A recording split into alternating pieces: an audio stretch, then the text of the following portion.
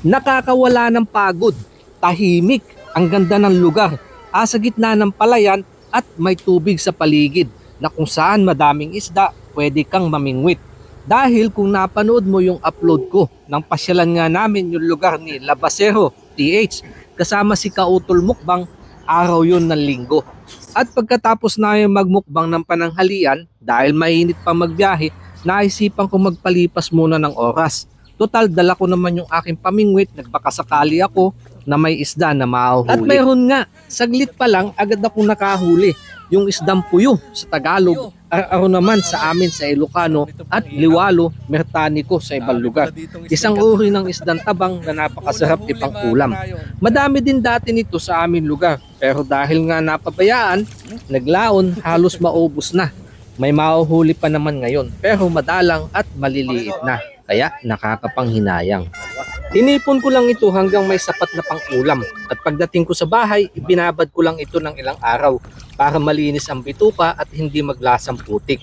Dahil lulutuin ko siya sa paraang natutunan ko sa aming pinagmulan na kung saan hindi na tinatanggalan ng bituka at kaliskis dahil noong araw malinis pa naman ang ating mga tubigan. Makalipas ang 2 araw saka ko lang po ito binalikan at saka hinugasan.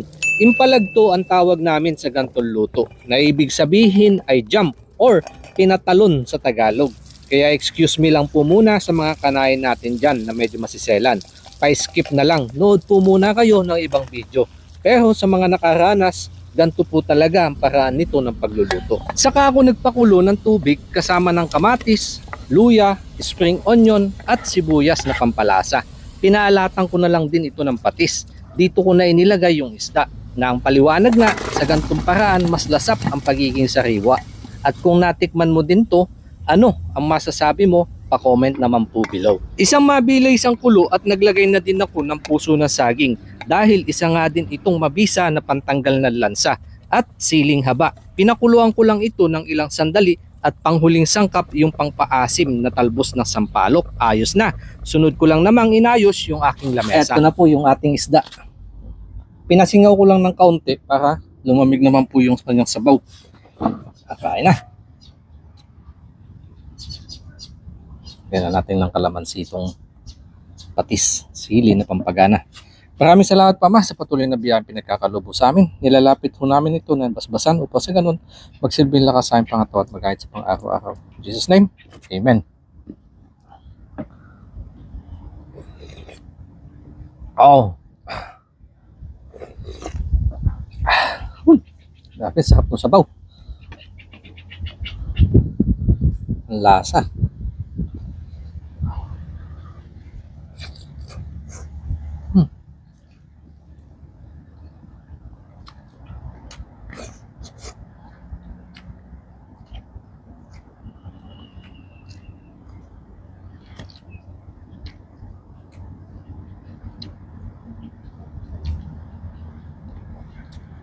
Ito po yung mga pagkain bukid na sarap balik-balikan.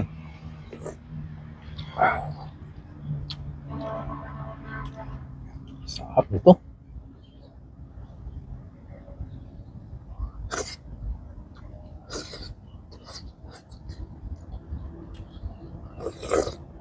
Lasap na lasap po yung asim ng sabaw. Saka nawala na ho yung kanyang lansa dahil sa sinama nating puso ng saging.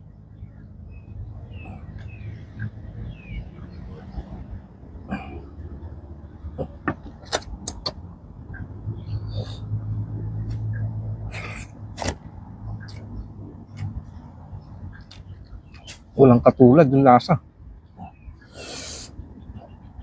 Dahil mahigit 2 days na po nakababad dyan. Kaya na din pati bituka.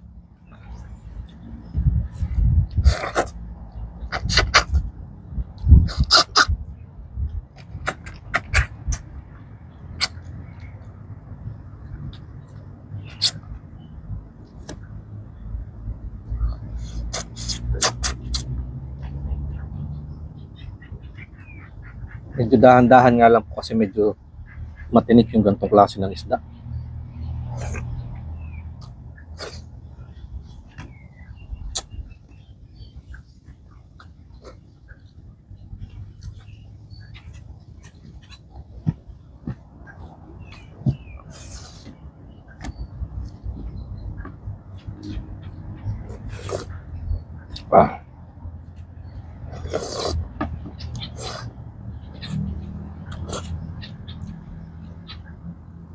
Sarap.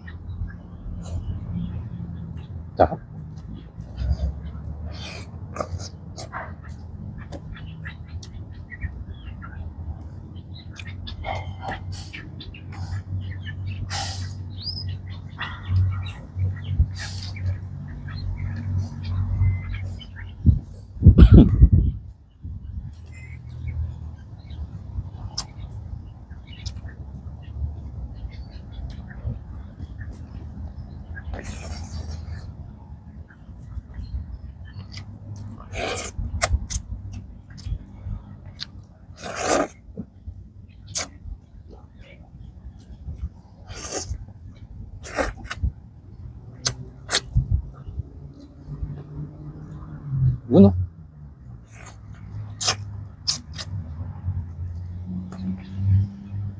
Laki ng itlog.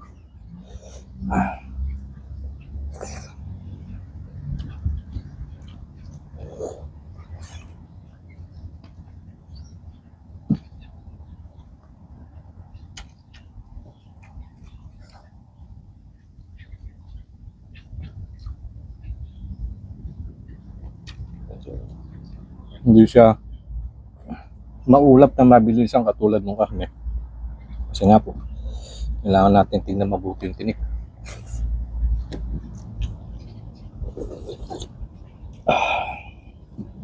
Hindi ako makaporma, medyo naiipit yung tiyan ko. Tanda yung ganito para diretso na yung bagsak ng pagkain. Mas madami lalaman.